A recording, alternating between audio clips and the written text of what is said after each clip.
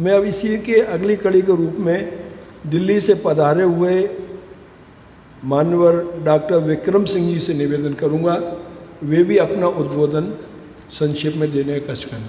सम्मानीय डॉक्टर विक्रम सिंह जी, नई दिल्ली।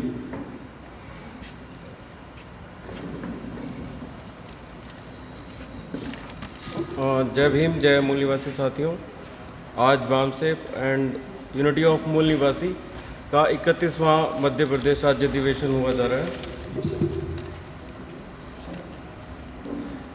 आज के विषय बहुत ही महत्वपूर्ण रखे गए हैं। इसमें सबसे पहला विषय है सामाजिक क्रांति को रोकने के लिए शासक जातियों द्वारा धार्मिक ध्रुवीकरण करना प्रतिक्रांति का सबसे बड़ा हथियार है। इसका एग्जाम्पल या उदाहरण हम ये कह सकते हैं कि जब 1990 में लाल कृष्ण अडवाणी जी को पत्रकारों ने पूछा कि आप कहाँ जा रहे हो, रथ यात्रा कहाँ लेके जा रहे हो, तो बोल रहे थे हम मंदिर बनाने जा रहे हैं। तो उन्होंने बोला कि किसका मंदिर? बोला रामलला का मंदिर बनाने जा रहे हैं। तो उनके विचार ऐसे उन लोगों में, गरीबों में और जो हमारे बहुजन मूल निवासी थे उनके अंदर ऐसे डाले गए कि रामलला आएंगे, मंदिर वहीं बनाएंगे। तो उनके मन में ऐसे विचार, हमारे लोगों के विचारों को ऐसे परिवर्तन कर दिया। तो क्योंकि किसी की इंसान के चरित्र या आचरण को बदलना हो तो उसके पहले विचार को बदलना चाहिए।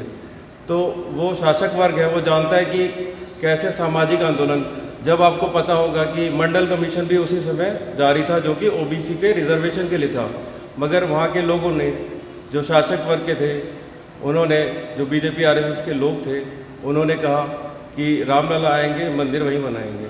तो पत्रकारों ने फिर से उनसे पूछा आगे जाकर कि मंदिर कौन बनाएगा, कहाँ बनाएंगे?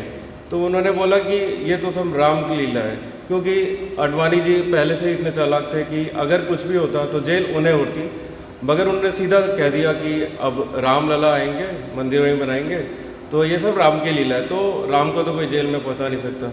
तो आपको देखना चाहिए कि ये कितना समझदारी से इतना षड्यंत्र करते हैं। जो हमारा मंडल कमीशन का, ओबीसी का, रिजर्वेशन का जो आंदोलन चल रहा था, उनको, उन्हीं के लोगों को लिए, उनसे ही उनको मस्जिद तोड़वाई गई, बाबरी मस्जिद का वहाँ दूषित किया गया। आज का दूसरा विषय है कि आज़ादी के 75 साल बाद भी मूल निवासी बहुजन समाज को गुलाम व लाचार क्यों है? कहने को तो तथाकथित आज़ादी के 75 साल होने वाले हैं और मूल निवासी बहुजन समाज के साथ शासक जातियों द्वारा षड्यंत्र किए जा रहे हैं।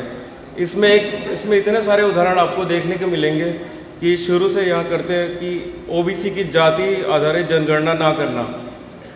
साथियों, मंडल कमीशन रखा गया था कि 1900 जो सबसे पहले जाति आधारित जनगणना हुई थी वो SC/ST की होती है और ओबीसी की पहली हुई थी 1931 में।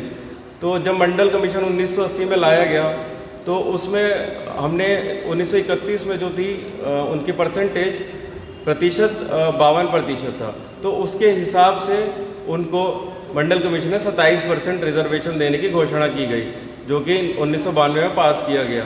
अब ये भी देखोगे कि 92% के लिए 27% रिजर्वेशन दिया गया उन लोगों को, जो कि बिल्कुल संविधान के खिलाफ है, क्योंकि संविधान में लिखा है कि जिसका जितना पार्टिसिपेशन है पॉपुलेशन में उतना ही उनको रिजर्वेशन मिलना चाहिए, उतना ही उनका रिप्रेजेंटेशन मिलना चाहिए, अधिकार मिलना चाहिए।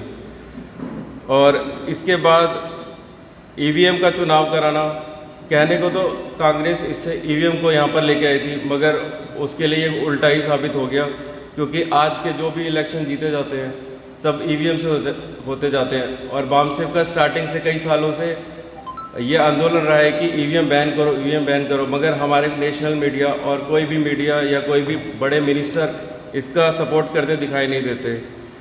इसी कड़ी में जैसे जातियों द्वारा लगातार षड्यंत्र में एक मजदूरों का श्रम विरोधी कानून भी लगाया गया, किसान विरोधी कानून, जिसमें सैकड़ों किसानों की मृत्यु हो गई, आत्महत्या कह सकते हो या आप हत्या कह सकते हो, क्योंकि जैसे भी आपने देखा होगा कि सैकड़ों किसान गए तो न्यूज़ चैनल में लिखा गया कि खालिस्तानी ये लोग हैं, ये तो किसान ही नहीं है, तो खालिस्तानी, ये तो अमीर लोग हैं, खालिस्तानी लोग हैं। ऐसे ही मुसलमान का भी कुछ प्रतिघात करता है इनके साथ शासक जातियों के अगेंस्ट, तो उनको कहते हैं कि आतंकवादी है। जैसे ही शेड्यूल ट्राइब अति पिछड़ी जाति को बोलते हैं तो उनको बोलते हैं नक्सलवादी है। तो इन्होंने हमारे खेमे में सबको ढूंढ रखा है कि किसको क्या बोलना है जब वो हमारे अगेंस्ट बातें करता है। तो ऐसे ही शिक्षा का निजीकरण, पिछले साल की घटना है कि हरियाणा में जो प्राइवेट स्कूल थे उनका बढ़ावा दिया गया और जो सरकारी स्कूल हैं उनको ख़त्म करने की बात की जा रही है। उनकी फ़ीस बढ़ाई जा रही है, प्राइमरी स्कूलों की फ़ीस बढ़ाई जा रही है जो कि सरकारी हैं। इसलिए शिक्षा का भी निजीकरण है। अब हमारे बच्चों के लिए ये ऐसा कुछ नहीं रहेगा कि सरकारी स्कूल भी हम सबको ही प्राइवेट में पढ़ाना पड़ेगा। आउटसोर्सिंग की नियुक्ति करना, वर्तमान में जो अग्निवीर योजना लागू करवाना, आपने देखा होगा कि 18 साल का बच्चा अगर अग्निवीर द्वारा सेलेक्ट होता है तो 22 साल में उसका रिटायरमेंट का ही प्लान कर दिया। ये भी बहुत षड्यंत्र की बात है। ऐसे ही स्वास्थ्य का वैधीकरण भी।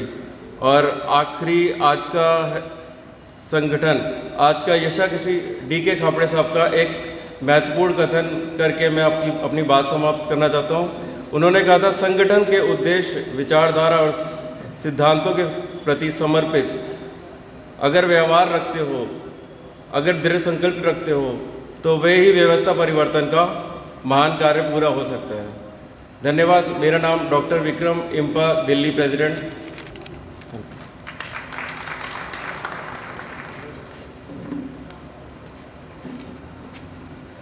अभी आपके सामने मानवर डॉक्टर विक्रम सिंह जी इम्पा के इंडियन मेडिकल प्रोफेशनल्स एसोसिएशन के पदाधिकारी हैं, नई दिल्ली से पधारे हैं।